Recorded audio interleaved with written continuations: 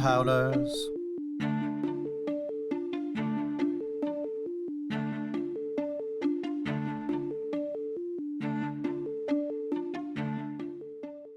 Welcome, everybody, to Fade to Obsidian, your Red Rising podcast about spaceships, relationships, and all the death. Just every death. Every death. Literally. Womp all womp. I am Skipper, joined as always by Crescent, and joined more and more often by Harvest. Welcome, Harvest. Welcome back. Welcome back. Thank you. Who doesn't want to talk about death? Yeah, right? You've signed yourself True. up for 6 books about death. 6 of them. So much. Great. At least you get to talk about the death of death. That is true. We do. Yes, I do. We will cover the death of death today. Right off the bat, in fact. Well, almost right off the bat. This is everybody's spoiler warning that we are talking about. I forgot how to pronounce the word. Chaff? Correct? Yeah. Jack. Harvest's Nailed Chaff. it. All of the deaths in Morningstar that don't really deserve their own episode, but maybe some of them are worth mentioning. Some of these are not really worth mentioning. So this is your warning. If you have not finished Morningstar, please go ahead and do that. And some of these characters may have ramifications all the way to Lightbringer. At least one of them I can think of. Actually, the big one. The big one. This is, I hope everybody is jumped off if they have waiting for spoilers. I think DockYARDS of Ganymede is actually going to be our biggest discussion today. We'll see. Oh, yeah, absolutely. That's going to be the big one. Before we jump in to all that death, what are we all drinking? Harvest, what do you have? Continuing in my theme of going from a local brewery for all of these, I am drinking Redacted. It's Nice. a rice lager from Manhattan Project Beer Co. Ooh, nice. All right. Crescent, what do you have? I also have a local beer. Oh. It is Rebellion Brewing Amber Ale. Look at that Got a little Sophocles on it. That is a great That is can. adorable. That is great. I do not have a local beer. My beer comes from Mars in the future, as I am drinking Ruster's Red. We're going to see. I think it's a few years old, but Red Helldiver sent us these. I actually have 2, so we'll see how it goes over. I was just sitting here rolling possibly the sediment that's sitting at the bottom of this. We shall see how it goes. I tried to find my beer opener that is in fact the Darrow's Razor, but instead I couldn't find that one. I have a penguin, and it is an official Random House penguin. And when I was handed this by a Random House employee, they said it makes a really good bottle opener. So you just use its wing, and it works well. So there you go. Thanks, Random House. That's awesome. Oh, look out! Oh, God! I talked too much. Hold on. Luckily, one of us is paying attention, I guess. I just watched it and I was like... I figured Skipper would notice, then I was like, oh, she's not noticing. I figured she would stick it in her mouth. Yeah. We'll see how It's much beer just sitting there. It's all that rolling of the sediment. That was a bad idea. We're good now. It's fine. We're gonna pour this out because it just keeps going. Oh, God. Boy, howdy, does it ever. Wow. That is, This is the punishment. The punishment? Yeah, for losing the World Series. Oh, yes. Yes. Hold on, it's all on my floor, too. Yeah, the punishment is a beer that's all foam. To be fair, I was the one sitting here rolling it, trying to get rid of the sediment. So I think that is mostly on me, but just mostly on me, you know? Yeah. Just like 98%. Yeah. It also flew at some point, we have to remember. I mean, like a month ago, but still, this was on a plane. Don't tell border security. Okay? This legally crossed into the country. It's fine. It was always here, in fact. It came from Mars. It's fine. We have Yeah, no proof it was ever outside of Canada. it came from the future. So It did. It does who's say it's who's to from say what borders are? Lycos in 736 PCE. It's on. They're really small. Yeah, there you go. All right. Well, this has been a mess. I'm going to have my first sip out of the bottle here. It's still good, though. It probably is past its prime. Like, it's at that point when a red ale starts to almost taste like a stout. But it's still good. Thank you, Red Hell. Past its prime and it's into its bloody dam. Yeah. It's Yeah. nice. All right. Well, with that very exciting opening, let's talk about death. The characters were. Oh, I'm gonna stop the cat. The characters we're talking about today. We have 3 Olympic nights, starting and ending it pretty much. Oh, we have the kid in the hospital next to Darrow. We'll get into that because I'm still confused. Moira, Alia Snowsparrow, who I think will be a big conversation. Oh no, where do all my numbers go? Okay, then we gotta talk about Bye Felicia. It is the episode. It is. This is what it's all coming down to. This is the meta by Felicia. Yes. Is And then the Docks of Ganymede, as you mentioned, that's a big one. Thistle, Antonia, and then Joy and Truth. So there we go. Which, anyone have a character they're excited to talk about? Just briefly. Antonia. Antonia. Yep. Yeah. I think we're going to have a lot to say about Antonia. Yeah. I predict that... Not much of it's good. No. I think we're going to spend a lot of time talking about her, but I don't think her death, and we'll get more into it after, I don't think her death really echoes. But, like, unlike the Docks of Ganymede, but I think we have a lot to say about her. So... Harvest, it looked like you were going to talk there. kicking it off with. Oh, I was going to say it off. Yeah. All right. The boy in the hospital bed. So the kid in the hospital bed. I wrote a very important note that said the kid in the hospital bed next to Darrow. And clearly, when I was listening to it this time around, it had a great impact on me. That I was like, we got to talk about that kid in the hospital bed next to Darrow. And I genuinely don't remember this kid being in the hospital bed. I assume it's after he gets out of the box and he's like lying in the hospital and Darrow's surrounded by everybody. Am I correct in that? So it's not actually in a hospital bed.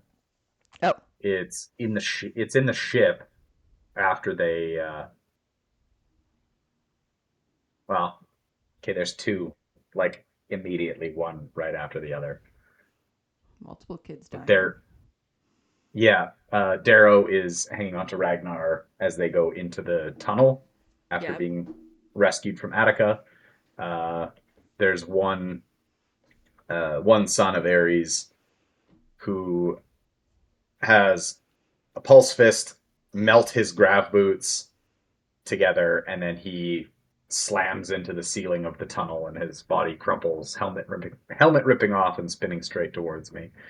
And then there's a break, and Darrow wakes up in the ship that they've gone to, and somebody is or he's surrounded by dying men, burned, twisted husks of armor. Smaller men atop them bent like vultures, saws glowing in their hands. They peel the armor away, trying to free those dying of their burns inside.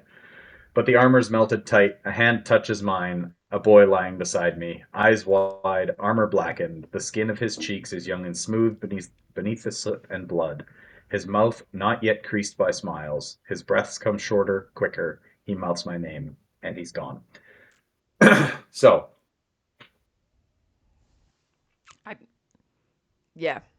That had a huge impact on me when I was reading. Do I remember it now? No. But I think it's because in this Morning Star, like, well, kind of like in Golden Sun, where we start to learn about, like, what warfare truly is, that Morning Star has that as well. That it's all these small characters that only are there for a moment, basically so that we can watch them die. And then they're gone again, which is a terrible part of war, right? Like, yeah, this is Darrow being reintroduced to war. yeah, Like he's obviously just watched Trig get murdered, right. and yeah, now he's seeing an ally die right in front of his face again. Yeah. I think it leading into, one that we're going to discuss a little bit later on. Uh, it's that kind of balance between, okay, they may be nameless, but at least they get recognized. At least we see how they die. They get their small Mm-hmm. moment in the book, but we see them as an individual versus just the mass who die in the docks of Ganymede, Yeah. who don't even get their moment. They're just lumped in with everyone else. So it's still that personal element of sacrifice, of yet another sacrifice for Darrow, to save him, to continue the war effort, uh, and they rack up so much so that we see a mass event later on. Yeah. Mm-hmm. Well, and Yeah, then, very much the face, yeah, the small face of a statistic. absolutely. Well, I was going to say it makes the Docks of Ganymede and every other, right? Iron Reigns and all of that we have those mass deaths and harder because Pierce does give us a glimpse into these, I don't even want to call them minor characters. They're so minute. But by having these, like, no, everyone in this world is a person. They were all, had families. They had that moment. Um, that it makes then the Docks of Ganymede and again the other big catastrophes. We didn't even add to the list when at the end of this book, all the nuclear war that is, that the Mm-hmm. Jackal sets off. All of those people gone. It's these little minor characters that are so important to remember of like that's who it is. Like it's not this isn't just affecting our big names. It's affecting every single one of them. So there you go. So shout out to the kid next to Darrow in the hospital.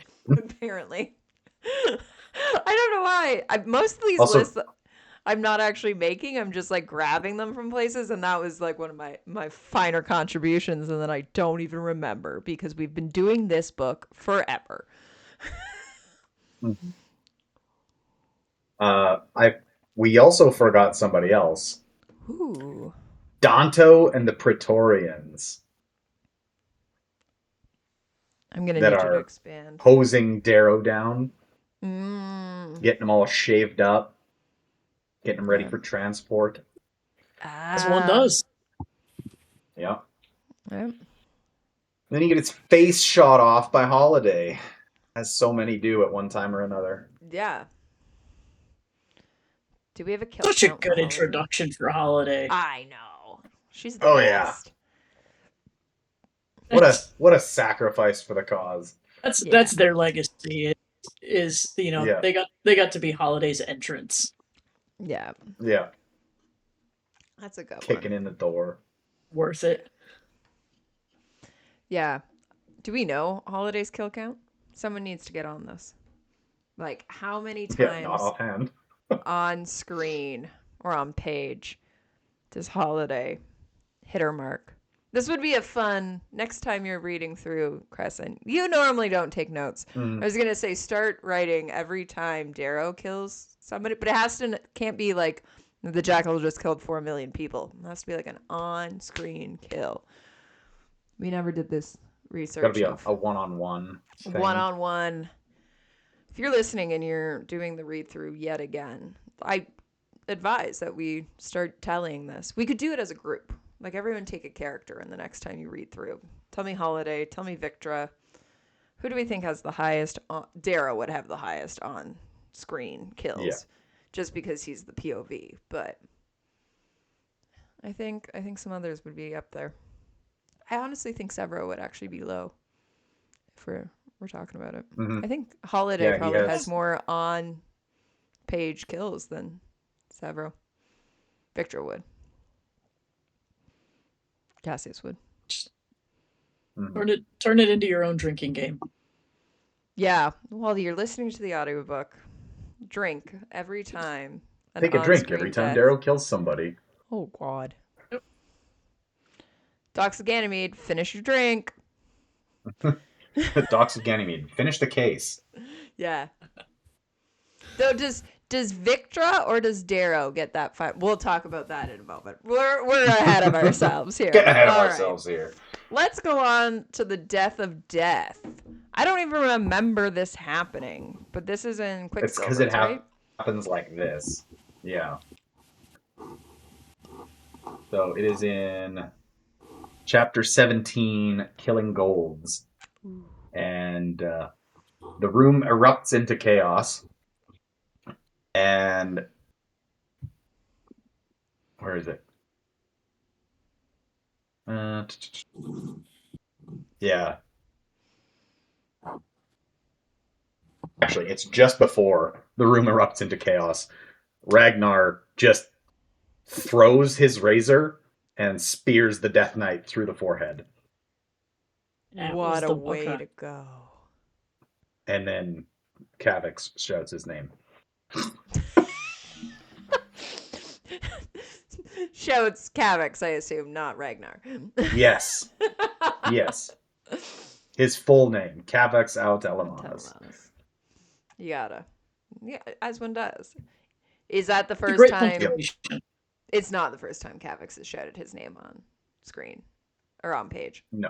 I assume he's done it in Golden Sun. Yeah. Yeah. Actually, I think he does it in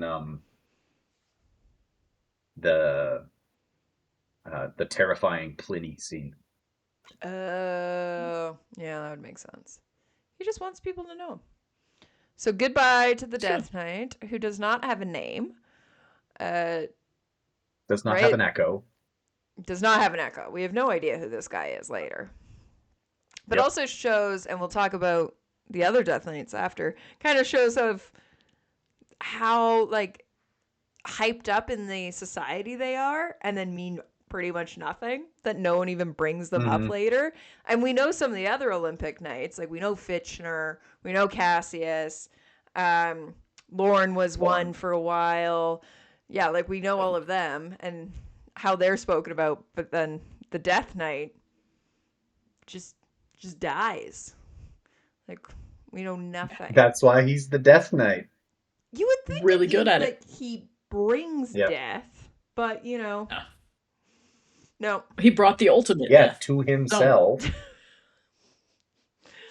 Does that make Ragnar? He was inviting death by having a head. Oh, okay. Yeah. Just a nice target for Ragnar. Yeah. Yeah. Okay. I see how it is. Yep. No, I like it. Yeah. But then we're right into Moira's death after that one, who somewhat a little bit maybe echoes in the sole purpose of, like, I don't know. Moira will be the first one I ask on how many times is her name said. Because I feel like at some point in, like, Dark Age, Lysander has to have mentioned Moira. There's no way. Well, does he, though? Does Atalantia? Like, someone's got to be reflecting on poor third sister. You're not Aja. You're not Atalantia. You're just There. Okay, so 3 times in Golden Sun. Okay.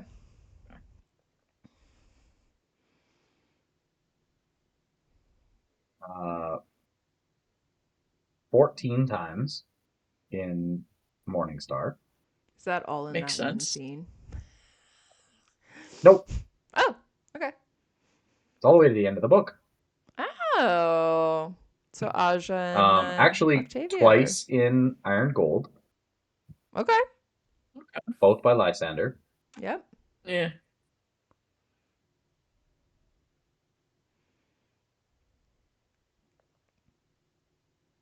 Wow. 6 times in Dark Age. I told you, someone had to be talking about her. Atalantia's got to be monologuing about half something. by Lysander. Okay. Half by Lysander. Once by Virginia, once by Darrow, and once by Ephraim. What does Ephraim have to say about Moira? Curious. Whatever he wants. Yeah.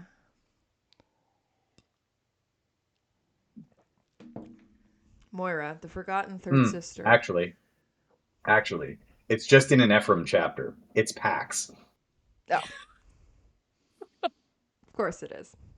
I feel like Pax is actually most of the references in the Ephraim chapters. Pax is over here monologuing as Ephraim's like, I don't care about these people. Info dumping. Yeah. Pax is so good for that. And then once in Lightbringer. Once? What? Who? Give us more information on Lysander. that one. Lysander. Okay, give me a sec. So it's a small echo. It's a small echo. Yep. It's a little ripple, bit there. maybe. Yep. So he's talking to Atalantia in chapter 15. Yeah. He says, it was always Aja and Moira that Octavia and my father saw. Oh, sorry. Atalantia is talking to Lysander. Okay. Yeah. She said, it was always Aja and Moira that Octavia and my father saw. You feel unseen. Oh, we're getting a little jealousy out of Atalantia. I mean, Asha has a lot to live up to. Or opposite. And Moira she has a lot to... And Moira was at least a, chief politico. Yes. So. Mm-hmm. It's true. Like, does Atalantia even get a name in the first series? Or is she just the third sister and then in Iron Gold it's suddenly like, remember this third sister that we might have forgotten? Interesting. Maybe now she gets a name. Yeah. Yeah, ooh, she could be useful. It's one of those ones we keep having quandaries about. What groundwork did Pierce lay ahead of time for Iron Gold? Right? Like, so the big one we keep coming back to is Ephraim. Ephraim is named and is Trigg's fiance. And then suddenly he's a POV. And it's like, was that intentional? Was that always going to be the plan? Or was that Pierce sat there and went, okay, who can I bring in to do this? Right? Like, was he sitting there with all the cards out on the table or whatever his plan is, going, okay, I need a big bad. Right? Like, we've got rid of Octavia. Someone's got, where's the power suck coming from? Like, the power vacuum is going to bring somebody into that spot. Who do we have? Atalantia. She would be in that inner circle. Like, where did that come from? Is it that it was planned ahead of time? But then I feel like with that one, if it was, you would have given her a name. You would have said the third sister, Atalantia, and then threw it away in the same way Ephraim gets at least a name. Interesting.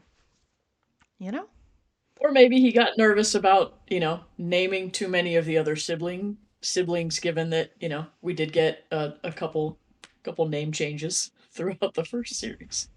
Yeah. So, who knows? Yeah, who knows? But things like this. At least Atalantia didn't get described as, what was it for Moira? A puff pastry of a woman? Mm-hmm. Something like that? Yeah. So puff flattering. Pastry. I did not pick up on that. That's so funny. A puff pastry of a woman. It was puff pastry or puffy pastry. I Yeah, definitely she's a remember puffy thinking about pastry the of a food. woman, but her sweet smile is half again as sinister as her sister's razor. Yeah. All right. There you go. Thought of the food. Interesting. Yep. Mm-hmm. Yeah. And she's there being a Politico, right? Like she's in the room negotiating with Mustang. So of all the people that Octavia is going to send, she is the top person, right? Like it is fair to say of like she is probably equal to Aja in that, skill based but different skills. Skill level, I should say, but different skills. Which is always very interesting. And Oh, and it goes to show, against the Jackal, it takes a chief politico leading negotiations to figure out how they're gonna edge him out, yeah, how they're gonna solve that problem for society. yeah. I wonder if they didn't kill Moira, would that have changes to the end of the book? Like, would Moira have been able to figure out how to not get the Jackal to hold an entire moon hostage, right? Like, would she have been onto him earlier and edged him out earlier?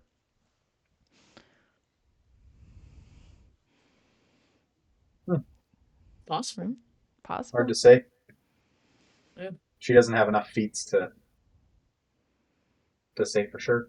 Yeah. So. All she has is trying to ally with Pliny. Yep. And then trying to ally with Mustang and dying. Yeah. She did go out well in terms of, the well done. the pulse fist crack in the viewport. So Yep. wasn't that her pulse fist when she was Uh, dying? Wasn't that the one that was going off? yes, I believe so.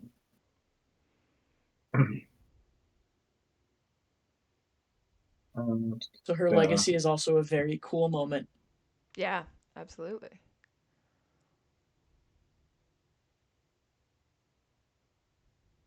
Oh, he's deep in thought. Yeah, If I remember correctly, she was trying to kill Severo. Yeah. And I think Darrow's the one that took her out. Yeah, she tried to kill Severo. Bad play. I fire till her shield buckles inwards, till she falls to a knee, till she twitches and screams as the molecules of her skin and organs superheat.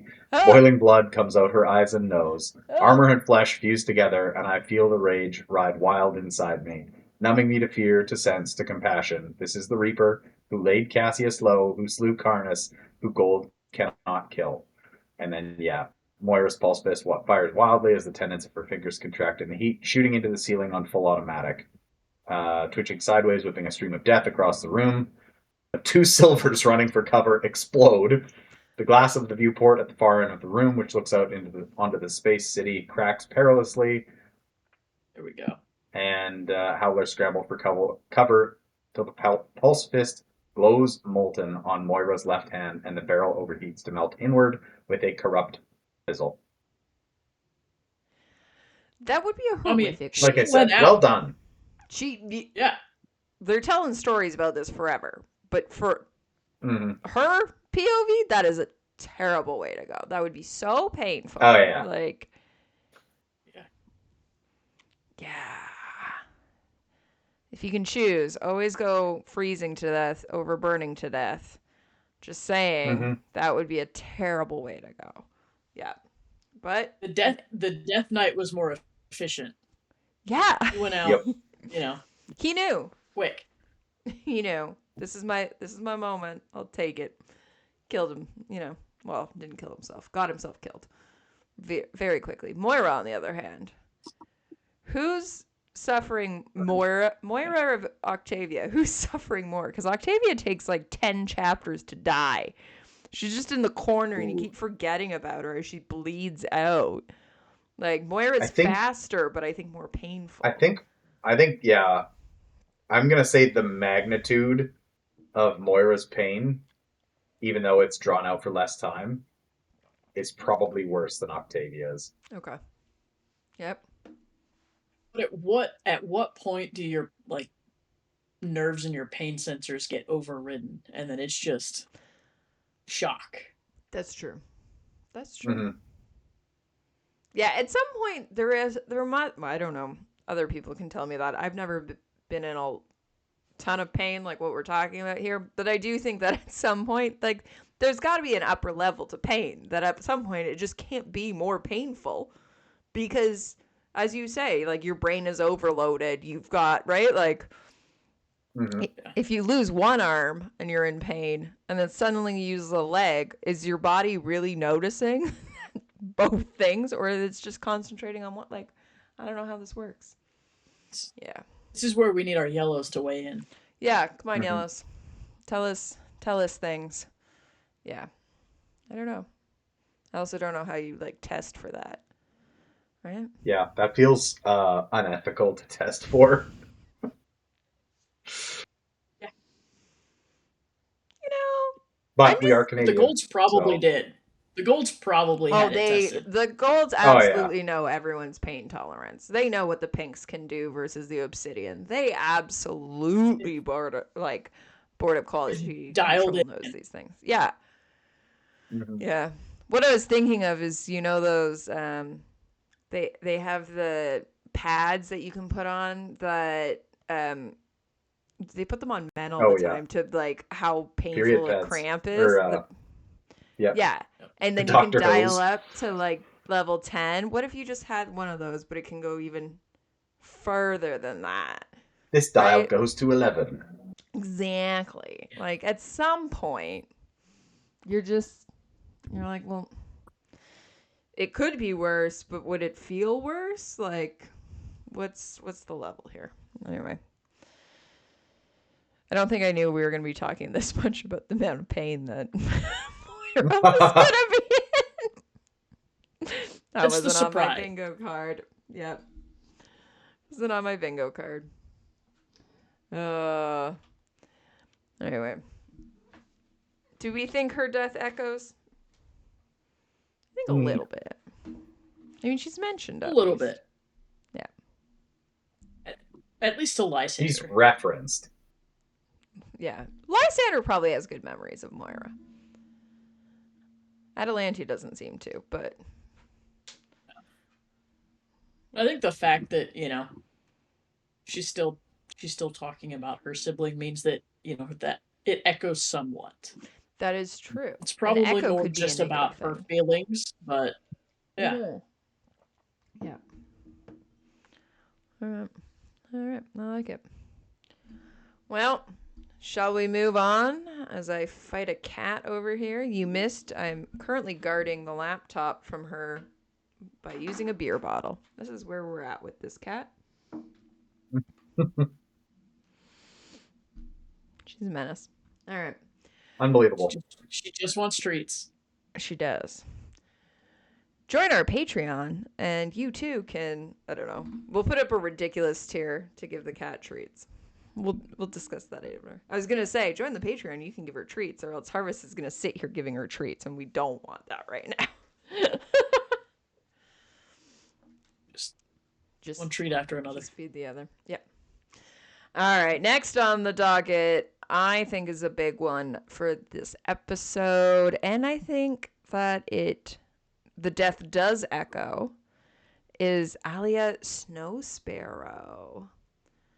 Mother to Ragnar, mother to Sephi, lover to Volsum Va, or however that works. How does that work?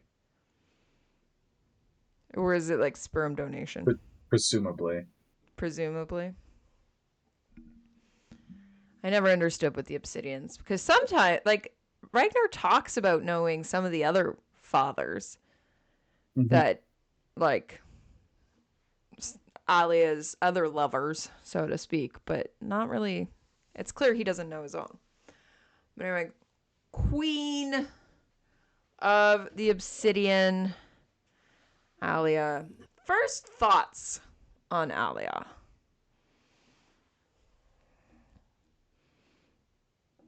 Anything? I always picture her as like one of the fates from Hercules. Oh, Okay. like Just old like that, like hag. wrinkled and hag Seeing like, the yeah. future. Yep. Yep, I can get that. Terrifying. That's all I would say. Just giant Hmm.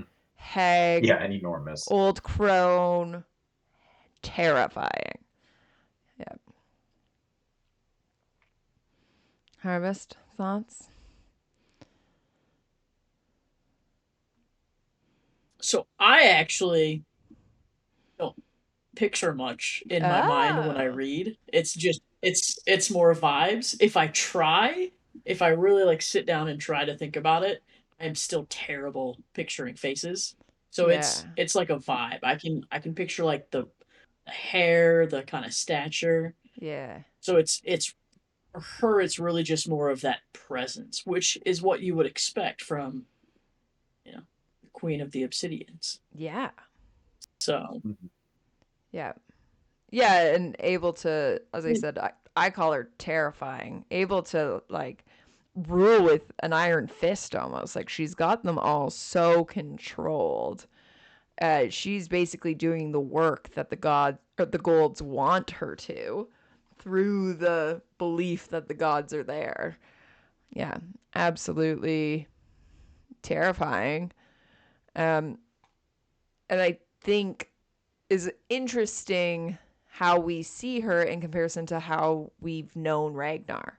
Like we're at this point in Morningstar, Ragnar is our gentle giant. Like, so I think you Mhm. go into it being like, oh, his mom's gonna be the same, like his sister's gonna be the same, and you learn that that's not the case. The nature versus nurture there is not. Mhm. That's not what's happening. Yeah. Yeah, Ragnar was kind despite a whole bunch of things. Yeah. Like we know that she took him up into the sky on her griffin to find out basically when he was going to tap out. Yep. And she just went until he passed out. Like that's not good parenting, if No. I do say so. Um, but it fits for what we know Oh yeah. of the Obsidians and what they go through. So I think, her characterization and those little stories that we get, um, truly fits to show that, why Ragnar was the impact player that he was. yeah. And then Hmm. same for Sephi, as we see in the books continue. Yeah. Absolutely. Hmm. Yep. Yeah, and the two kids even end up being so different. Like Sephi is not Hmm. the jovial one that her brother is, and has, I mean, maybe that comes from how close she was from Alia and staying so much by her side that, it's just Sephi reminds me so much more of Alia. Am I pronouncing it right? Alia. What is the audiobook? Yeah, it's yeah, it's pretty close. Pretty close. There's kind of a little bit of there's Alia, Aaliyah, Alia. because Um, there's a few different people that say it, yeah, right?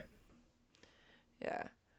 But we also then, anyway, so she sets up the worry that we have in Sephi of like, can Sephi be trusted? Can the full Obsidians be trusted? And when we see the break in the second half, I think because us as readers are aware of where the Obsidians came from and all these scenes with Alia and all these backstories with Alia, it's like, well, we know that the Obsidians could go back to that.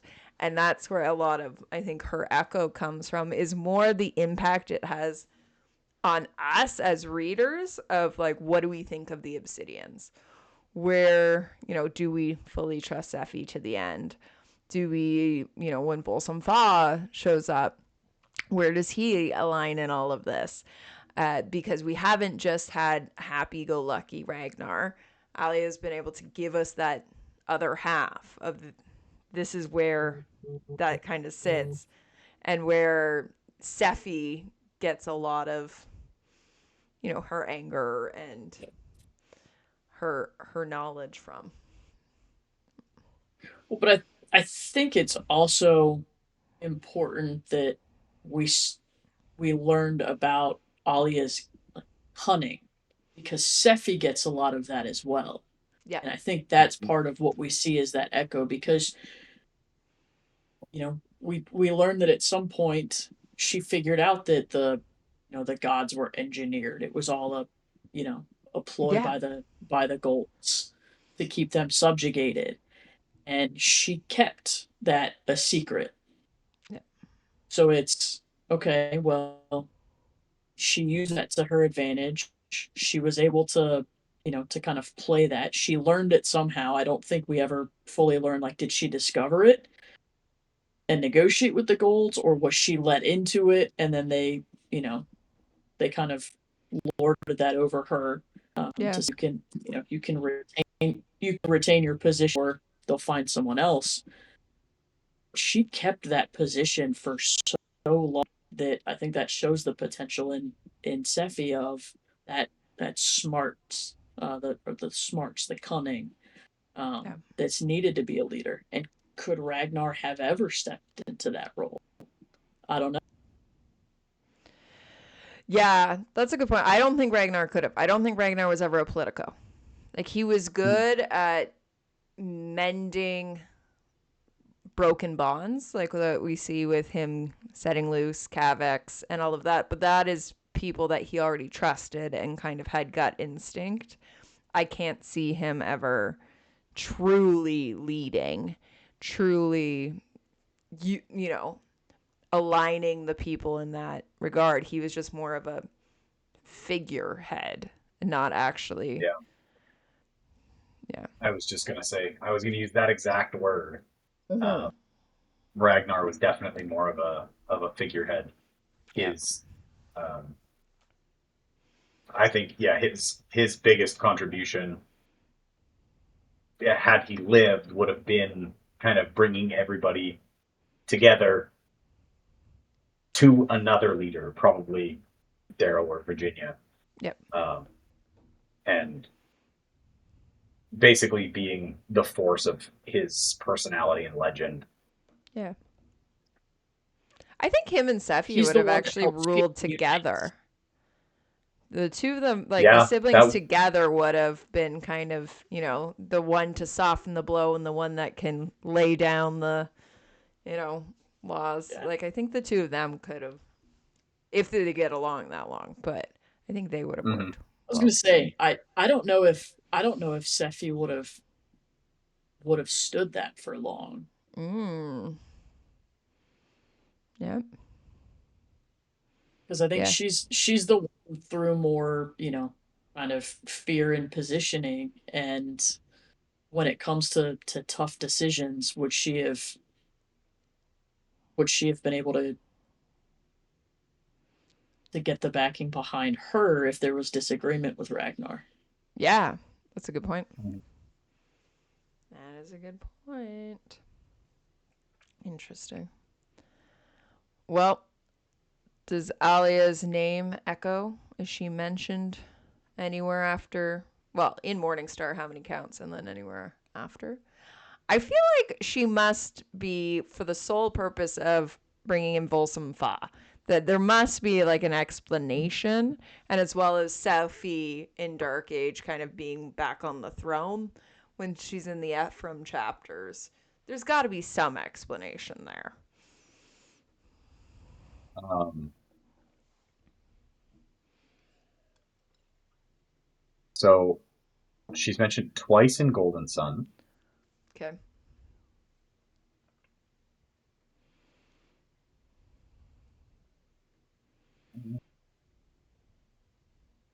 36 in Morningstar. Wow. All right.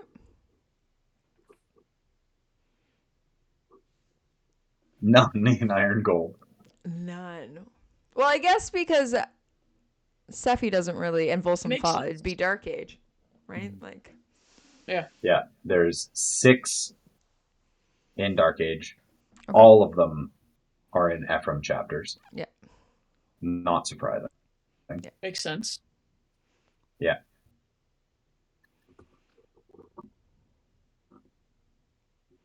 And none in Lightbringer. Yeah, I'm not shocked because it's not like Volsum Fa would be reflecting on that. Sephi's gone. Mm-hmm. It doesn't Yeah. affect Darrow that much unless he's. Yeah, Volga didn't know her. Yeah. Oh, that's right. She's grandmother to Volga. These are. I always forget Volga's in that family. Genuinely. And I think that's going to come and bite me in the ass because I think that's going to be a big part of Lightbringer is going to be like Volga's like come to power over the Obsidians in some way. And I think she will be the Ragnar, right? Like, I think she's got more of him in that than Sephi. But I always forget. I'm like, oh yeah, that's right. Volga's involved in all of this too. Just let her have a zoo and be happy. I know, right? Mm-hmm. Maybe that's why I forget. She's not some like warrior like the rest of them. She just wants to go off with her zoo. Eat a muffin. Eat the popcorn on the cheap Tuesdays or whenever she goes. Yep. Just let her go. But I think that's more of Alia's, legacy and her echo. Isn't necessarily in her name, but it's in that lineage continuing. Yeah. Yeah. Mm-hmm. That's a great point. Yep. That's true. We get her Yeah, to the because like we get her to the end. Sephi condemns her, like with her death. She the first words she's spoken in like 30 years, and it's she knew about the gods, about the golds. And just Yeah. Like, wow, way to ruin your legacy. Yep. Or have your legacy able to be ruined like that. Yeah. It's not built on much if it can be destroyed that easily. Yeah, exactly. Yep. But strong kids. She made some strong kids. Yep. She did. There we go. All right. Any last words for Alia Snowsparrow? She knew. She knew. All right. Well, following up with that, is the most important person on this list. We've dedicated an entire series for this moment. Possibly the longest series we've ever done. Our original read through would have been longer than this. But other than that, correct. This is actually. But That's not true. That's not true because the original read through we used to do a book a month, and now we're spending 2 months just on Morningstar. Mm-hmm. Vesta has a lot to say about that and needed to headbutt the computer at that exact moment because she agrees that this is actually our longest. Lightbringer, though, took us forever to get through. We did like 6 months on Lightbringer. So. Well, I mean, yeah, what did we have? 18 episodes? Because we were doing it 5 chapters at a time? Yeah. Yep. So. There we go. Well, anyway, now our at least second longest, if not the longest series, all dedicated to Felicia Ow Friday. One of the greatest. Raise one up for her. Raise one up. If you're sitting there listening and you're like, I didn't know she had a last name. I will maybe find. No, I won't. Because I'm editing this the day before it releases. I was going to say I'll find the clip of us asking Pierce. We asked Pierce, very importantly, what was Felicia's last name? Because she only gets through the Felicia, Ow, and then Victra with the bye, Felicia. he declared to Fade to Obsidian, we had the exclusive on that one, that her last name is Friday.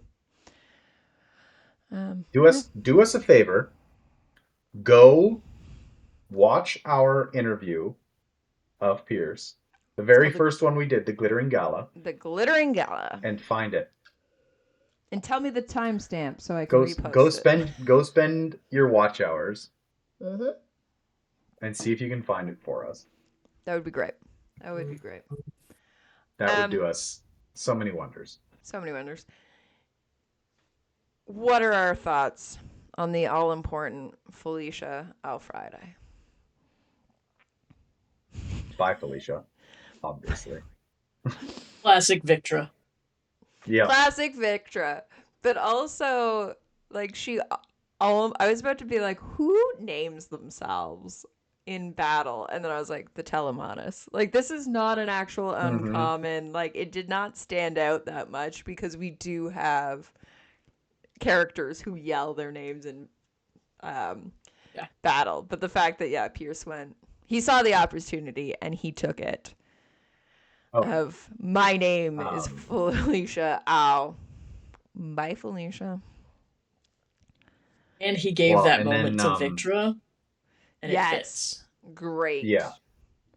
Great hit on Victra. There's a number of golds. Like when they're at when they're in the spires and the gods are all kneeling. One of them says their name. In the mud inside the walls of Aegea, there is Gaius Alcarthus. And Darrow says, "This isn't the Iliad. Ragnar, kill this fool." And that's in Golden Sun. There you go. Pierce just likes to name people. I think Pierce is sitting there with like a whole list of names, and he's like, "How can I use this?" And when they're too ridiculous, he's like, "Side character. We're a side character in this one." Yeah. Yeah. I'm just trying to find the name.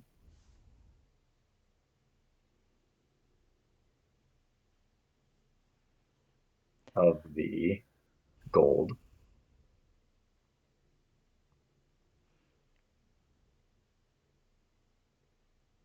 Which gold? The one in the spires. Oh, in the gods. We didn't even talk about the gods' death. We just went, that's not needed. A couple gods, fake gods die there. And they do have names, and one's a proctor, but didn't make my list. The deaths do not echo.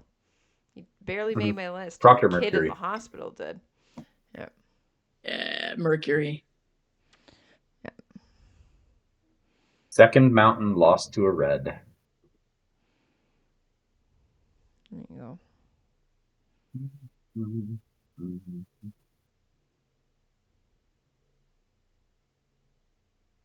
Oh, nope. Can't find it. Nope, she doesn't actually say it.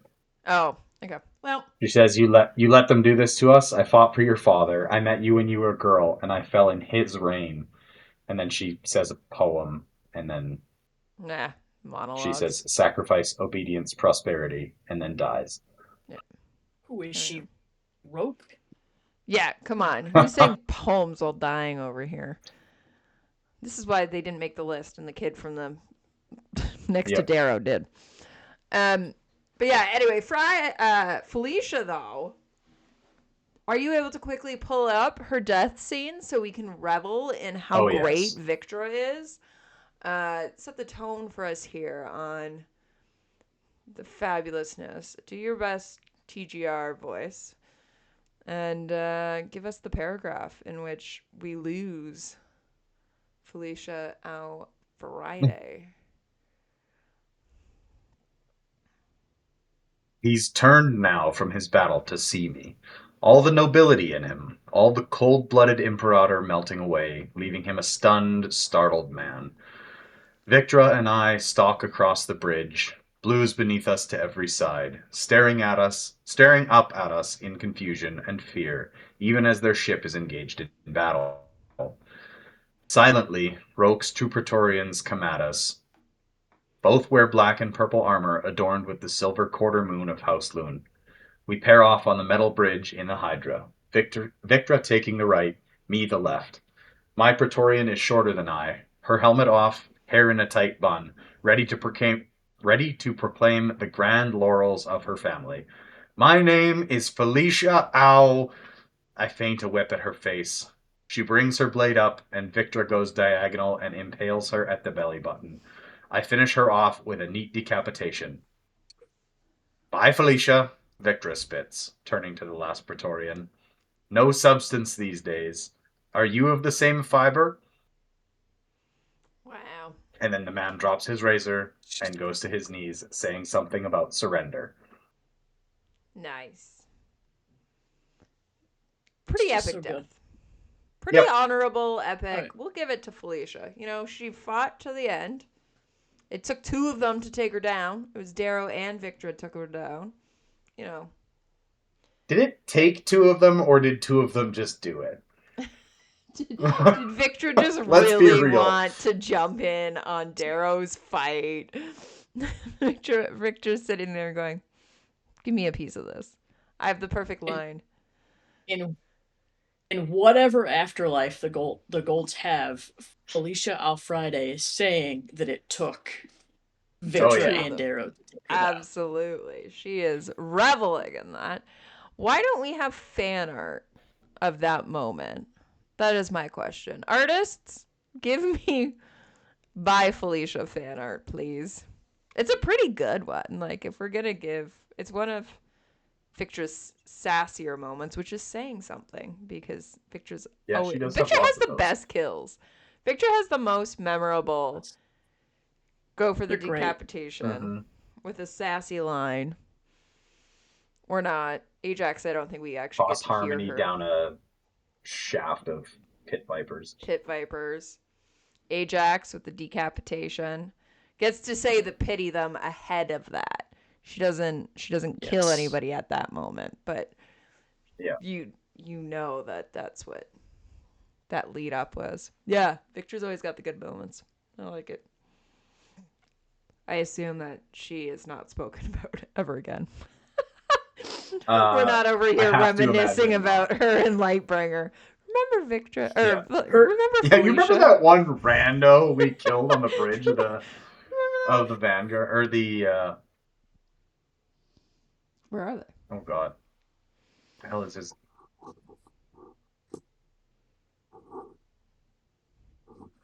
I don't remember Roke's ship's name. Colossus. Oh, Colossus. Which then becomes the Morning Star? The Morning Star. Yeah. And then the Lightbringer? Yep. There we go. She might not have an echo in the series, but she has an echo on Fade to Obsidian. She does. She sure in the does. fandom in general. Can I tell you that, I don't know, I've probably told this story many of times. The first time I met Pierce was at the Morning Star signing in Toronto. I was front row center because I camped out for hours. And I'm sitting there and I asked my question. I got my hand up and asked my question. I was like, hey, is there a reason you put so many, and I didn't even say what it was. I went, is there a reason you put so many pop culture references into these books? And he just looks me dead in the eye and yells at me, bye, Felicia. I was like, that's the one. That's the one. And then he went on to talk about, well, he appreciates the reference and he assumes that everyone reading the book is probably around the same type of nerd he is, so they would also understand the reference. He had a great answer after that. But my first ever interaction with Pierce was him yelling, bye, Felicia, at me. Straight. That tracks. Yep. Yeah. And then I gave him pixie sticks. So, yep. Yeah. Anyway. Because he's a pixie. That's, yep. he immediately took one. He was like, yes, I do need the sugar. Thank you. And I was like, there you go. Pixie sticks. Anyway, so that's where I've been for all these years. Like, why would we have a whole series devoted to Felicia? It also fits so well with the death. Like, it's just a funny, how do we make death humorous in a way, as this podcast tries to be. And that's it. That's all we got. So there we go. Well, thank you, Felicia, for echoing throughout the fandom and Fade to Obsidian, even though your death does not echo in these books. Nope. All right. Directly after her is the biggest echo, I would say. Maybe in the series. Who knows? It's the Docks of Ganymede. Oof. Yeah. Oof. Yeah. And This is a choice. Yeah. There is. One might say it's a bad choice.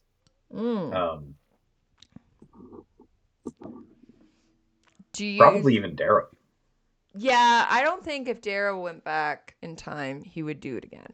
I think he could have left, like, I get it, because the Rim is then the next big bad, but I think he could have at least left them on good terms. And, like, yes, they have a big force that could have come after him if he leaves the docks alone, but do they need to? Like, they could have just left it as, like, you do your shit in the core. We're not touching the Rim. Yeah. It's one of those strategic decisions he makes, thinking in the, who knows how long he had fully planned it for, or if he had been considering anything beforehand. But yeah, he makes it to win the next war when it's, was it really the best strategic choice? Are you really playing chess, or did you screw up? Yeah. Was that a... And does Mustang know about it before it happens? I feel like she should have had some veto power here. Yeah, I don't think she does. I'm pretty sure that's a Darrow going. Yeah, I should do this. Yeah. Yeah. But then at the same He time, doesn't make the Victra best clearly... decisions. At what point is... Because Victra is who actually does it. Like, it's the whole share the load. And she is the one who actually, like, pushes the button. Which means, like, she had to know what she was doing to, like, understand the guilt that her friend was about to take on. And that, no, I can do it. Like, I can be that person. You've gone through enough. But I think some of that is also just Victra paying attention and being That's true. fairly well in tune with Darrow, even when he doesn't explicitly share things. Yep, that's a good point. Yep. He does say to her, like he says they're going to Ganymede, and she kind of asks him why, and he says winning the next war. Yeah. Okay. It's a more, yeah, in the moment. There's some planning, some setup, but I don't think he really, like, truly made the decision until then. It's a lot. It's a lot on the shoulders, because what it was, I think I wrote the numbers down, and I can always fact check, but like 150,000, mostly civilians, just in the docks themselves. Yeah. And then it was millions more on the surface when the docks fell onto the city. So that's the people he's supposed to be protecting. Protecting. The Yeah. reds, the oranges, the greens. Yeah. Blues. Blues would be there. Yep. Because it's shipbuilding. Yeah. It's not overrun with with golds. Yeah, they'd No. have some there, but Yep. it's You'd the have people. probably more coppers that are supervising and making sure, right? Like, rather than, you're right, the golds don't need to be there when they can tell the coppers to tell the grays to control whatever. But you're probably going to have every other color except for maybe pink. Like, I can't see pinks being there, but reds and browns are going to be used in some of that manual labor, cleanup, whatever, all of that. Absolutely. I'm just looking at my color wheel now. As you mentioned, like the Oranges orange, for the engineering. greens, yep, greens for that as well, but the computers, and then blues are your pilots. So they're going to be probably in and around, maybe not in high if they're making everything, not as much, but they'll still be there. Or, Yellows for the workplace injuries. I was about to say, for your WMIS accidents, or what do you guys call it? OSHA? Is that what it is in the U.S.? OSHA. OSHA. Your OSHA. OSHA. OSHA recordables. Yeah. There you go. Yep. Yep. Yeah, you're going to pretty much have every single color there. Probably not white.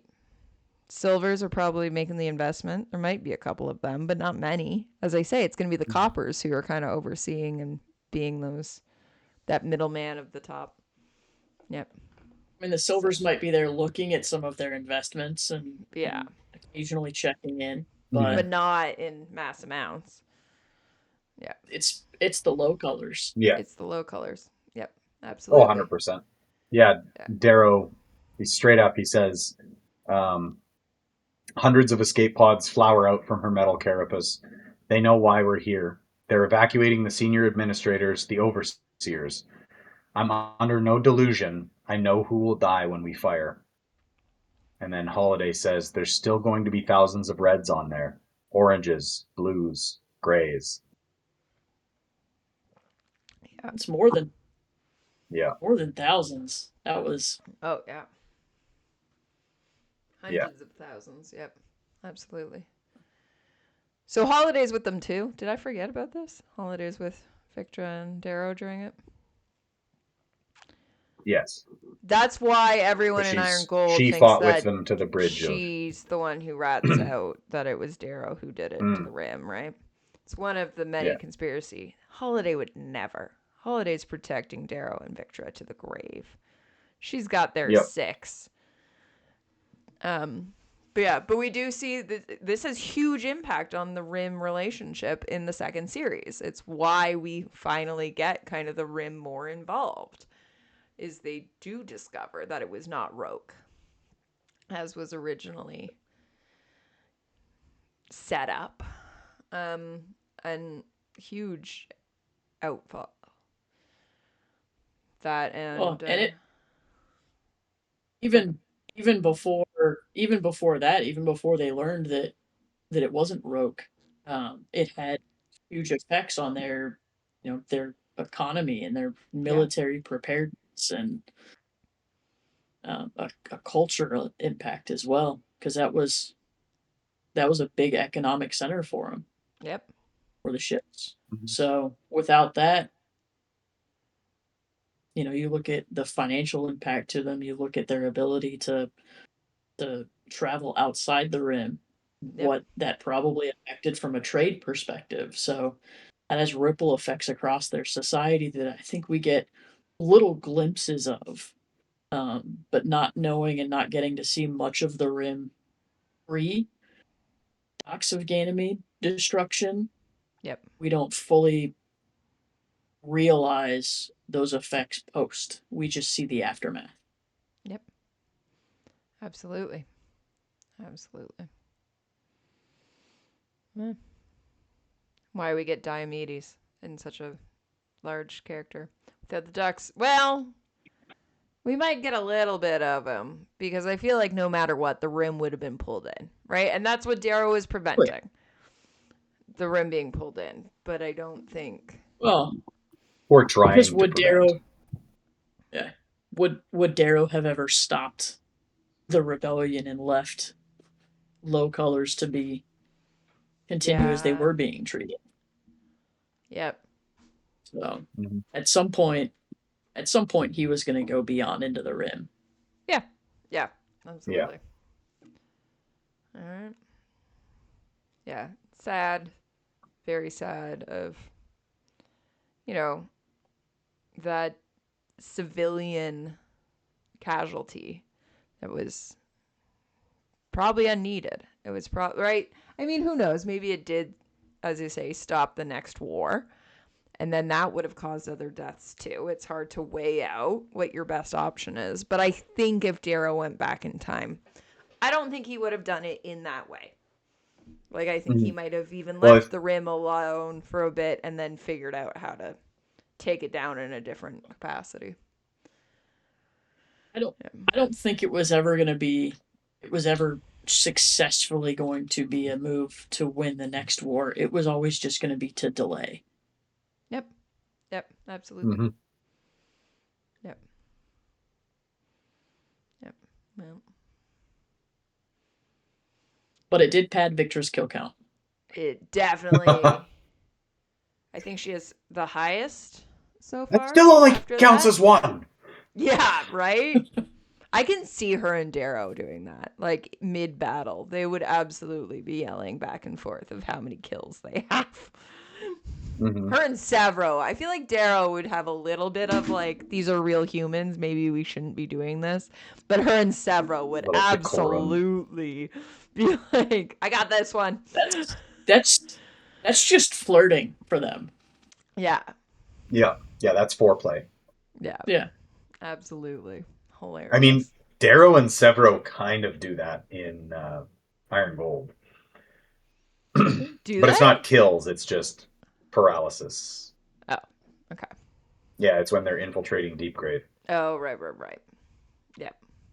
Yep. I like it. All right, well. Also flirting. Yeah. Yeah, true.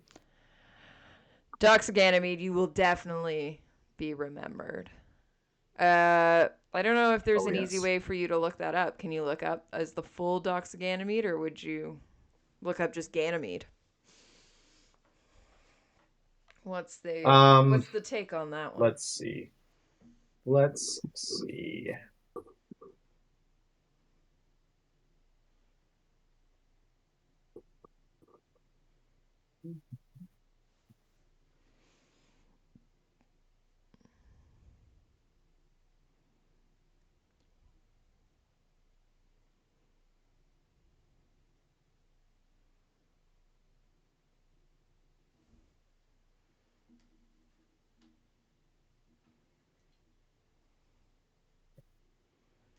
Doesn't look like.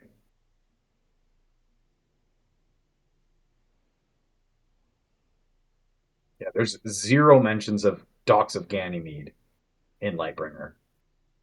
Really? There's got to be references in Dark Age. Dark Age for sure. Hang on. And Iron Gold there must be. Spelled it wrong. Well, it's not going to help if you spell it wrong. No. Ganymede. It's the Ganymede. Okay, there's 18 docks. Oh, DockYARDS. Oh, DockYARDS of Ganymede. Wow. So we've got 9 references to DockYARDS of Ganymede in Lightbringer. Yep. Okay. Yeah, that feels about right. Because a lot of reflecting. Darrow does a lot of reflecting in Lightbringer. They're going to be bringing it up to Diomedes. There's going to be a lot happening there. Yep. Probably the daughters. I would assume that the daughters of Ares at some point mention something because they're out there. They're more concentrated on the fact that Darrow got them all killed, or gave them up, but a little bit too that they would have lost people to the DockYARDS of Ganymede. Sorry, I interrupted. There's 4 in Iron Gold. Yeah, okay. Probably all Lysander talking to. It seems reasonable. Talking to the rim. I'll go back and check once. Okay. in Dark Age. Once. Only once in Dark Age. Is it right Okay. before Mhm. Seraphina gets cut in half? She's Hmm? like, not the DockYARDS, as she gets ripped in half. Yeah. Are we giving Nope. Seraphina her own First episode? first I don't think chapter of Dark Age. so. First chapter. Um, Wow. yeah, he's talking to.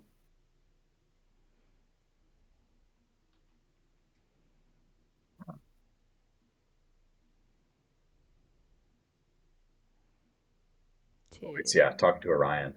Orion. Oh, interesting.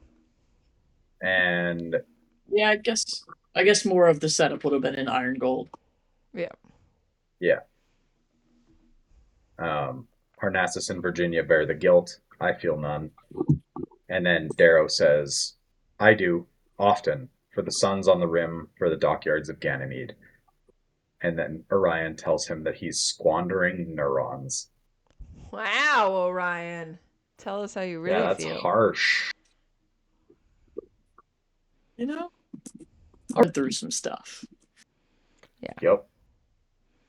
I also feel like blues are purposely bred to not have that much emotion. Like, isn't that a thing that they're just, and that's what makes Orion special, is that she has more of a personality than everyone else. Like, the blues are just cut and dry. Mm-hmm. Yeah. Cerebral. Cerebral. Yeah. That's the word for it. Well, there we go. Yeah, I can see that being a, and whether or not they actually talk about it, I think it does live in Darrow, that guilt of making sure it doesn't happen again. Yep. Yeah. Oh yeah, absolutely. Yep. All right. Well, I wonder how soon he regrets it. probably the moment I think Mustang he was finds regretting out. it. Yeah. Actually, I was gonna say it it. pretty much is immediate. And Yeah. I hear in the back of As my it mind that happened, I'm age-old sure he truth of was regretting darkness it. whispering to me, "Death begets death begets death." Yep. Yeah. Good. And that was a That's how lot it of should death. be. Yep. All right. Well, rest in peace, the thousands, if not millions, of souls killed while Victra shares the load. Yep. What a good friend in that moment, though. Take the Mm-hmm. true guilt off of him. She's a psychopath, though, so she's probably fine. Oh yeah. She's like, meh, it's just Ride another or die. Thursday. Yep. Does what needs to be Yeah. done. Yep, Mm-hmm. exactly. She's Well, winning the next war. exactly. Yeah.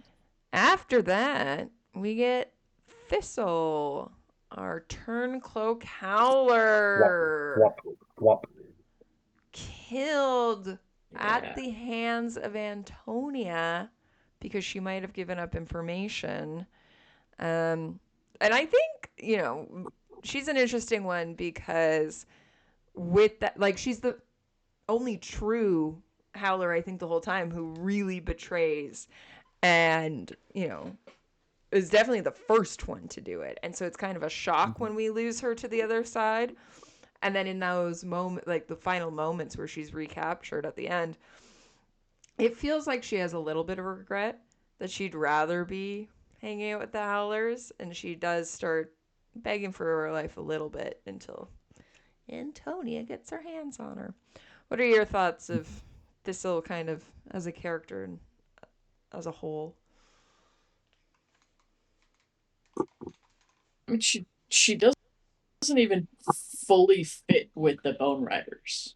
It seems, Oh yeah, no, not at She all. tries, but there was a reason she was a howler. Yeah, Mm-hmm. absolutely. So yeah, Um, I think there is that. I think there is some of that regret, but it's that kind of push and pull of, everything that she was raised to believe and taught and that society reinforces, Yeah, and she couldn't make that hard choice yep, that the others did. And absolutely. then she obviously doesn't fit with the rest of the of the Golds, so kind of goes into the Bone Riders, but not a family there. It's not a cohesive family environment that we get from the Bone Riders. No. So Oh yeah, not at all.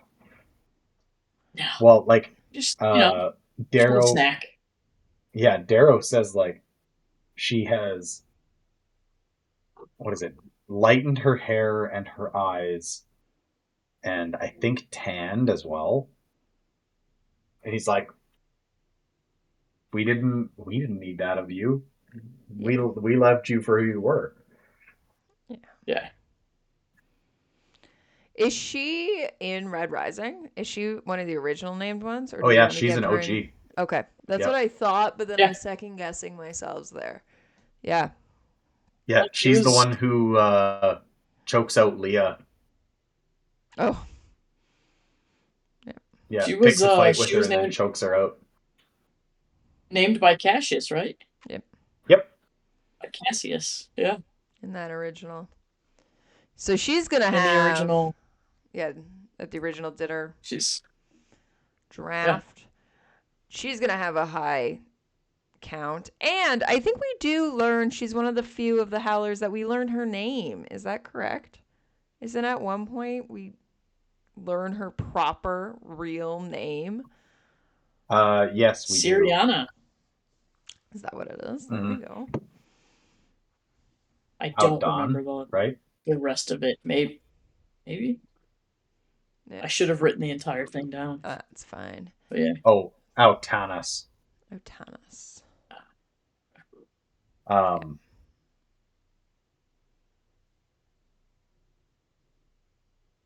yeah, she is the fourth Howler to be named. Oh, out of Screwface, curiosity. Okay. Clown, Weed, Thistle, Pebble. Named before Pebble. Yep. Look at that. Yep. Yeah. Pebble we Yep. still got. Pebble's the OG. I love Pebble. I don't think we talk about Pebble enough. That was great. Let's do a whole That was episode devoted great. to Pebble. Because she's not going to Hmm. die in Red God. So when are we ever going to talk about her? We'll have to do a whole series of characters who made it. Assuming Yeah. she didn't die in Dark Age. Shut your mouth. Her and Clown have children to get back to. They are doing well. It's not on the page yet. Yeah, Not doing official. well. Well done. No. No. You leave it alone. But Thistle, on the other hand, has had a bit of a hard life. So how many times? Let's do her numbers from the beginning. Red Rising, as much as she's named in that original thing, I feel like she's gonna be low numbers in the whole thing. Golden Sun, I think she's gonna be named a couple more times because it is a big issue when she turns cloak and when she Hmm. fights Ragnar for the Razor. Morningstar she'll Yeah, have a so bit, but I 30 think in Red I think Rising. she's decent. Yeah, I was gonna say I think she's decent in Red Rising sorry, what because was yeah, that? after 30? Yep, 30? Okay. yeah, 30 in Red Rising. 20 in Golden Sun. Okay.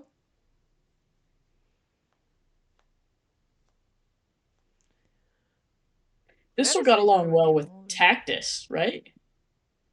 Ooh, that's Yes. interesting. That right Um, there is kind of a red flag. yeah, no kidding. 33 in Morningstar. Okay. But she'd have a lot of dialogue. Well, not a ton of dialogue, but she'd have enough. And them talking about her and Hmm. her in the jail cell next to Antonia and all of that. Yep. Yeah. None in Iron Gold. I predict 1 in Lightburner. That's my prediction. I don't think she needs. 3 in Dark Age. Ooh, surprising. Is it when we're Yeah, reminiscing about somebody? She is spoken about by um, Pebble and oh, okay. So it's twice actually. Oh. One of them is actual thistles. Oh, well, my God. Um, yeah, I eat as many berries as I can find amongst the thistles. Oh, well. So it's when Severo is being terrifying before the Duke of Hands gets his brain melted. Yep. And he says, Pebble always wanted to surf. He glances over his shoulder. Didn't you, Pebble? And she says, that was Thistle, sir. And he says, who? Oh. Well, that's it. He kind of And denies then, the whole time that she ever existed. There's a whole theory, like yeah, well, in yeah, Morning he Star, she's says, also like, ah, once fuck once her. you betray the pack, you cease to exist. Yeah. Um, yeah, she had her howler cloak like in a secret compartment under her or in her like footlocker. Uh, Yeah, 0 in Lightbringer. 0 in Lightbringer. I thought there would be at 0. least something about them watching the Institute games or like right, like there'd be something with Mm-hmm. Cassius but I guess Cassius isn't really around during that part. So, oh, hold on. Give me 30 seconds here, Mike. There we go. Sorry, my laptop's doing things because the cat. Mm-hmm. But yeah, I expected there to be something, kind of mostly with Cat. Well, I guess Cassius doesn't really care about Thistle, though he probably saw her more than Yeah, Darrow he did in the end. aside from Cassius, like the little bit of interaction in Red Rising, they had there's no basically real, none. yeah. Yeah. Mm, Well, it was the Cassius kind of doing the naming, be yeah. Mhm. mean. Um, and then did they even share much in terms of like on the page interaction after that? I think that was mostly I it. mean, they were both part of the like Darrow's group in the Institute. Yeah. Yeah. So. So like But I in mean, terms of I don't like think they on-screen interaction, there yeah, was more not with like Tactus. not directly. Yeah, very little directly. Yeah. Yeah. Absolutely. Well, sorry, Thistle, but apparently you do not echo. Nope. You turned cloak for nothing. Couldn't let Ragnar be happy. Jumped ship, Nope. and where'd that get you? Killed by Mm. Antonia. And I do like that Darrow didn't accept the remorse. Yeah. Mm-hmm. Because also, when you're captured, is not a great time to be remorseful. You should probably do it, before you're in a cage, Yeah. Yep. Kind of, if you want it to be Comes effective. off as hollow otherwise. yeah. A little Little bit, spare a me. little bit. Yep. Yeah, And don't do it near Antonia. Like, yeah. that's not going to work out for you. It gets her head bashed in through the bars. Isn't that the. Yep. Yeah, that would be a rough way to go. Yeah. And then is Mm-hmm. that the same scene that then Victra bashes in Antonia's face Yeah, as well? pummels Antonia's face into hamburger. Oh my gosh. Siblings. All right. Well, that's leading us right into our other Mars alumni, who I kind of always forget she's there with them in Mars. But Mm-hmm. Antonia, the Because she biggest. does kind of fuck off. Like, Yeah. Well, she's Yeah, kind of like her own pack, right? Like it's the yeah. three of them kind of vying for the leader. And so she does really like it's not like she's hanging out with Darrow the whole time. She's just happens to be in the Mm-hmm. same house. Um Cassius has slept with her, correct? This is the Mm-hmm. ongoing. He's taken a bite from the apple. Um The and so peach. the peach, is that what it is? The peach. Yeah.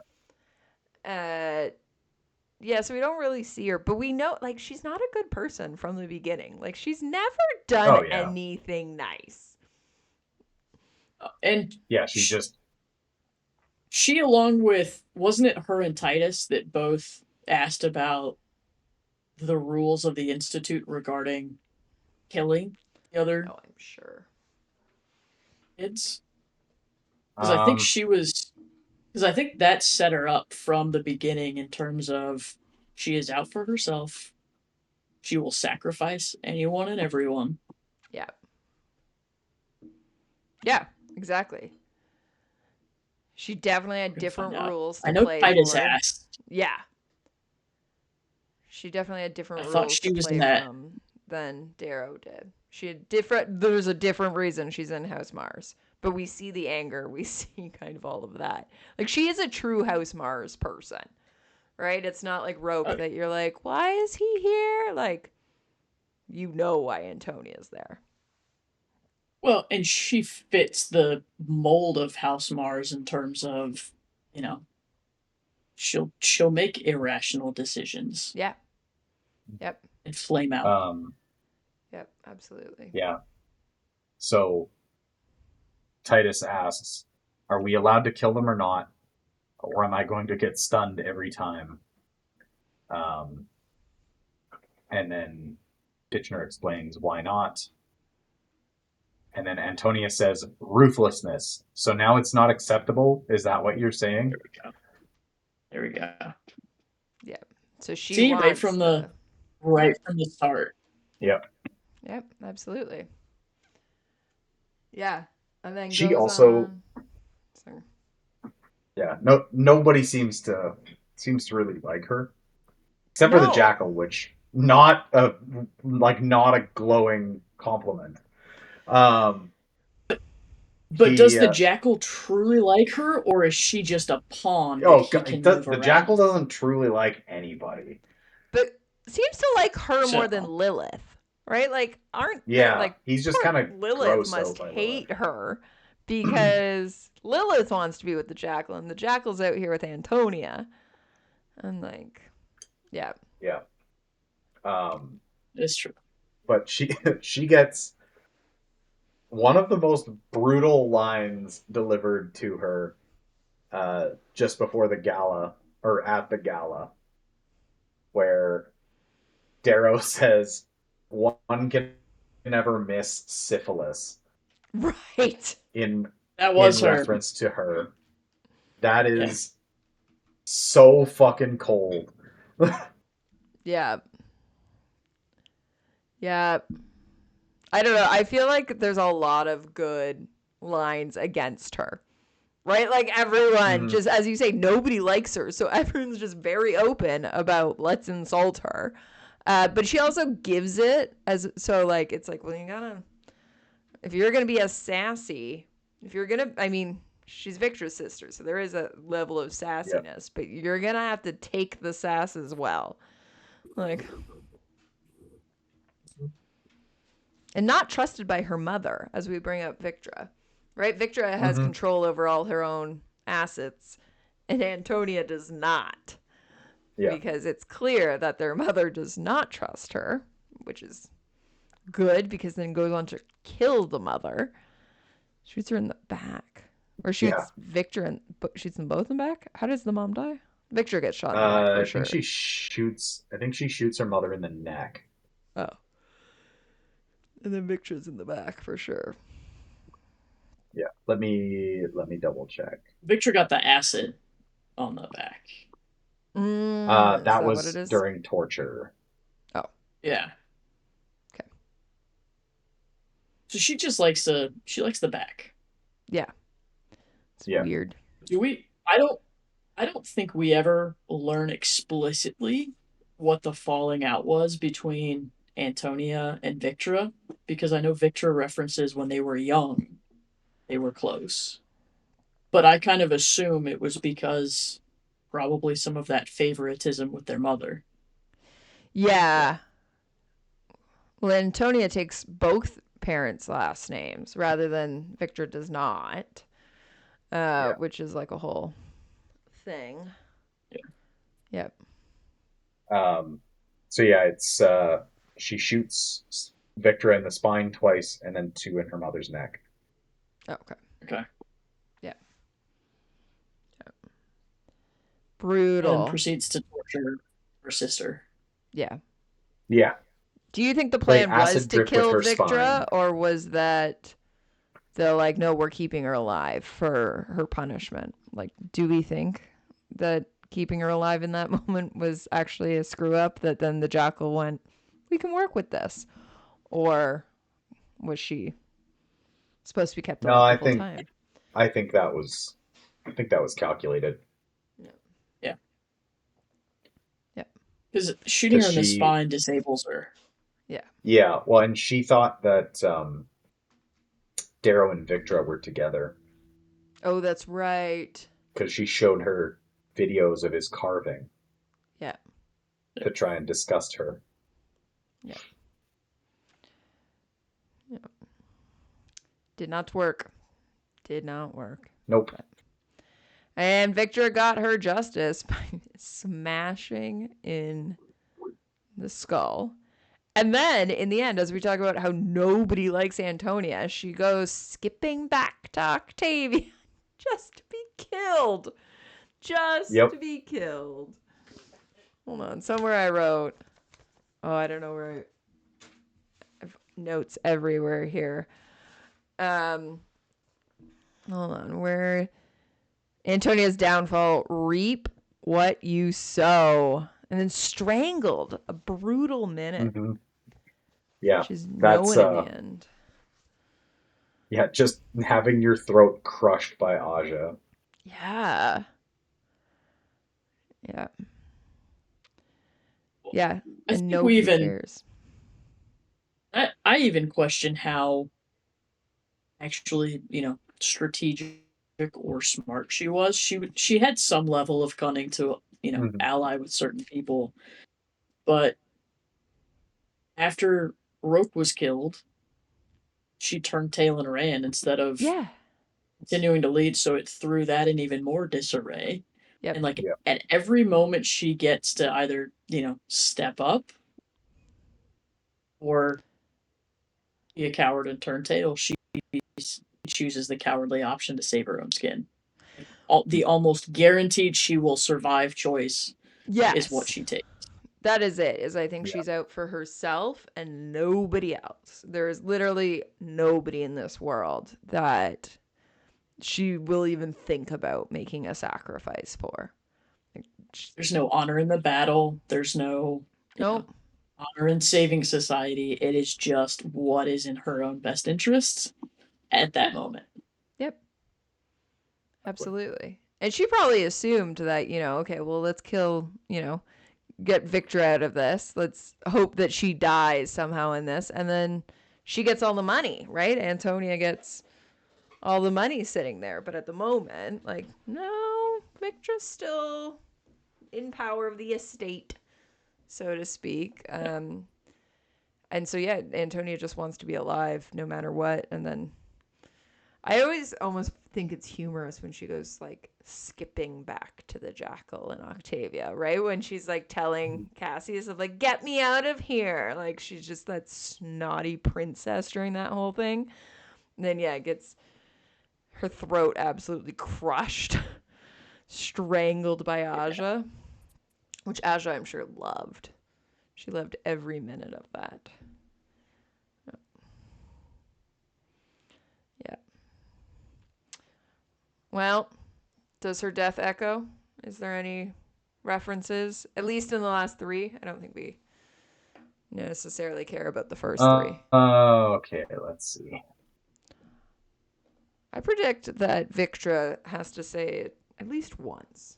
Victra has to reference maybe her sister once.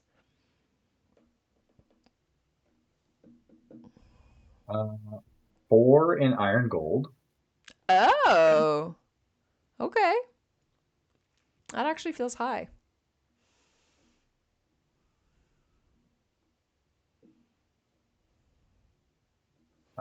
So twice in Darrow's inner monologue. Okay. Okay. Once by... Who is this actually talking? Dido. Oh. In the Lysander chapter. Okay. And then once by Apollonius.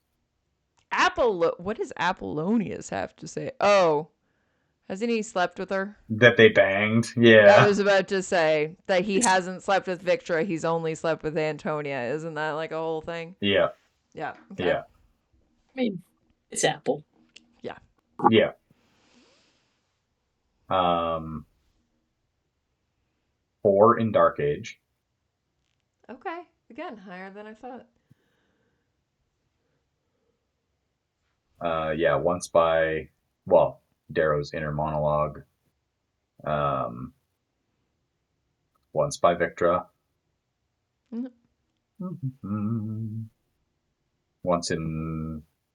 Twice in Virginia's inner monologue. Okay.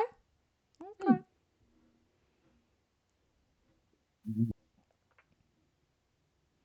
None in Lightbringer. None in Lightbringer. Ripple is.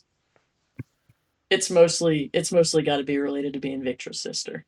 Probably. That's it. Yeah. Yeah. And maybe with Dido, maybe about how she turned tail and ran. Possibly. Absolutely. Yep. Well, there you go. Well, I genuinely more than I thought.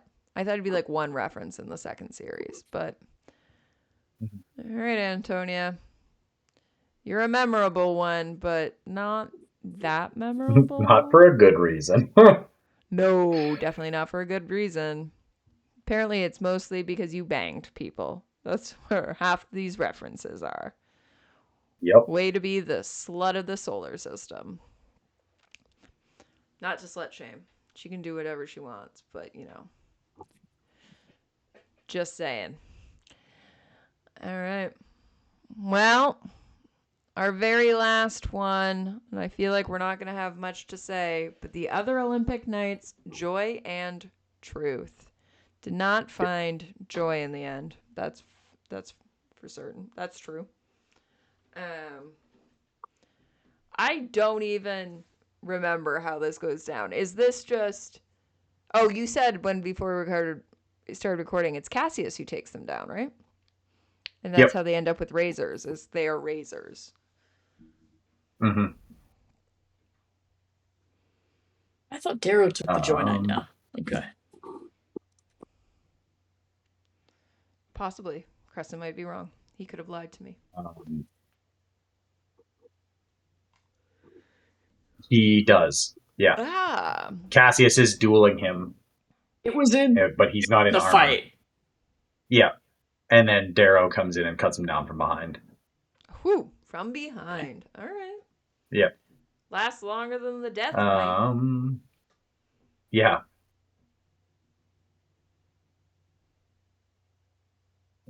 There is...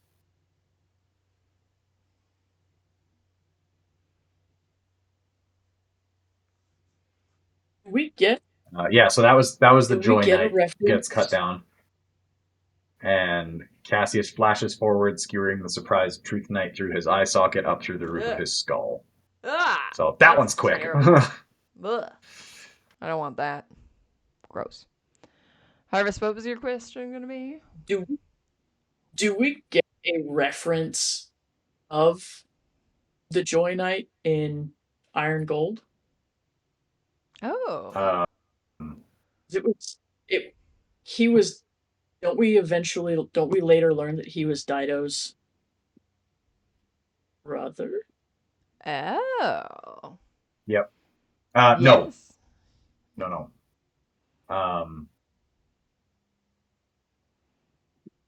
Crazy yes. twist. Jesus. Or is that a different... Yeah, you didn't just take my daughter, you took my brother, Marcus, the Joy Knight.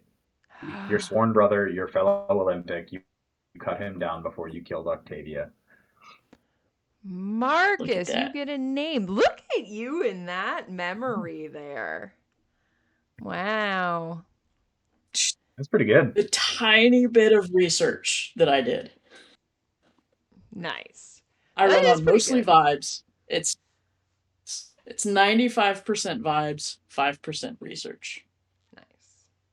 Nice. So that Good means that the balance. Joy Knight's death does echo in a little bit, at least at the end of Iron Gold, of what truly, I mean, Dido's already mad because killed Cassius Because is already Cassius killed. is a traitor.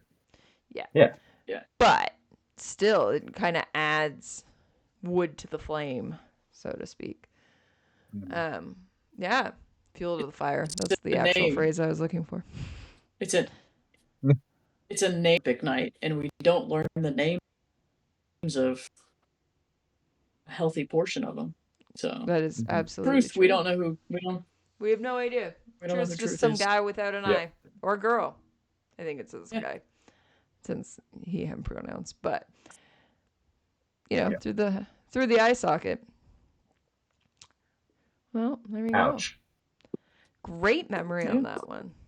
Yeah, and where Yeah. we get then Cassius is back and we trust him. So it's one of those great moments in the series. It is a good moment because it's them fighting together again. Yes, exactly. It's a nice. We finally trust Cassius a little bit, at least, that he's gonna go down in flames with them.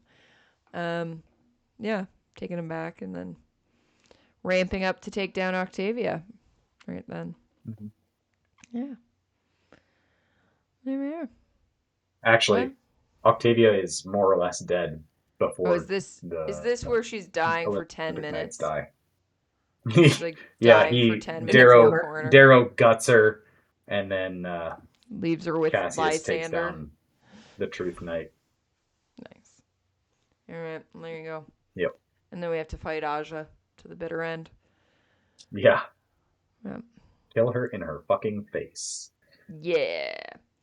All right, well, I think that is it. That was definitely one of our longer closing episodes because Morningstar had so much death. I think it is the longest really of the deaths. Iron Gold is going to be like 4 episodes. I can't read that fast. But we do have some really cool guests coming on. We are going to, I think, take a break because we have nothing planned for next week. So you might not hear from us for probably 2 weeks, which often in the summer we've gone down to 1 episode a month. And we have not done that this summer. So we're going to take a short vacation. We're going to need a morning. We need a morning period after. We need a morning period. After morning stuff. Yeah. Yes, absolutely. Yeah. Pierce, how could you forget the U in that title? Aww, it is. It truly Troy is. and Abed in the Morning Star. They are in mourning. Yeah. Troy and Abed are in Morning Star. Yeah.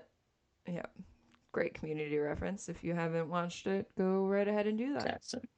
Well, thank you, Harvest, for joining us with all the death. Thanks for coming back time and time again. Bringing such good insight. Always a pleasure to have you. Yep. Thank you, everybody. Always fun. Yeah. Thank you, everybody, for watching and listening. Hope to see you real soon, after at least 1 week, if not 2 vacation. Then we'll come back. And we've got a really good guest on that first one back. It is... Yeah, we do. Yeah. I'm just going to tease with that and make you all come back later. I think we've already said it, but anyway. I think we have, but that's okay. That's okay. All right. Thanks, everybody, and have a good night. Bye.